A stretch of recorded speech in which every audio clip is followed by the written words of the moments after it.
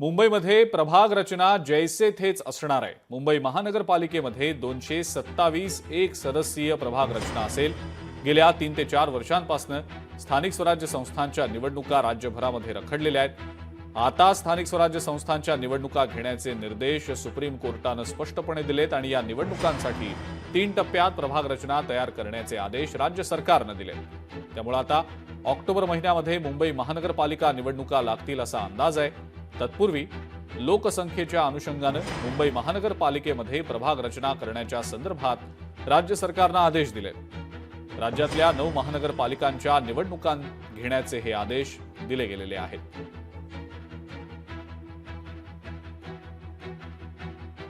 या सगळ्याचा आमचे पुण्याचे प्रतिनिधी अमोल धर्माधिकारी यांनी आढावा घेतला। आपण पाहूया।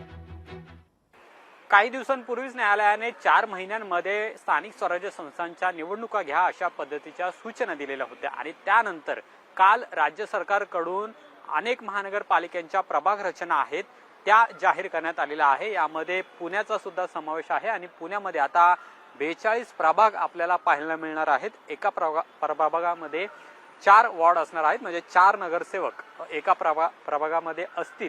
2011ची जी लोकसंख्या होती त्यानुसारच या रचनेची रचना केलेली आहे असं सुद्धा सांगण्यात आलेलं आहे आणि त्यामुळे आता पुणे शहराचा विस्तार एकीकडे झालेला आहे, पण दुसरीकडे फुरसुंगी आणि त्याचबरोबर उरुळी देवाची या ज्या नगरपालिका आहेत त्या स्वतंत्रपणे घोषित करण्यात आलेल्या आहेत आणि त्यामुळे 2017ला पुणे महानगरपालिकेमध्ये नगरसेवकांची संख्या ही 166 होती, ती आता 165 होणार आहे। म्हणजे एक नगरसेवक आता कमी होणार आहे आणि त्यामुळे आता ही प्रभाग रचना महानगरपालिका स्तरावर ठेवली असेल तर ठीक आहे ना।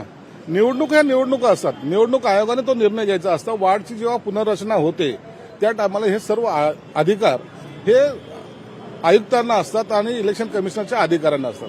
त्यांनी प्रभाग कसा ठेवायचा, कसा निवडायचा, कोणत्या बाउंड्री असल्या पाहिजेत या संदर्भामध्ये निर्णय घेण्याचा अधिकार हा त्यांना असतो आणि ती माहिती त्यांनी निवडणूक आयोगाकडे द्यायची असते आणि निवडणूक आयोग त्याच्यावर शिक्कामोर्तब करते। महाराष्ट्रामध्ये संपूर्ण निवडणुका महायुती सोबत लढणार आहे, 100% सोबत लढणार आहे असेच आदेश आम्ही पक्षाला दिले आमच्या आणि आमच्या खालच्या कार्यकर्त्यांमध्ये दिलेले आहेत। आमच्या कार्यकर्त्यांचं बोलणं सुरू झालं आहे खालच्या लेवलला आणि एखाद्या वेळी एखाद ठिकाणी समजा फारच वाद उत्पन्न झाला तर त्या ठिकाणी मैत्रीपूर्ण लढू एखाद्या ठिकाणी बाकी सरसकट युती आहे, महायुती आहे, कुठलाही त्या ठिकाणी संभ्रम बाळगायची गरज नाही।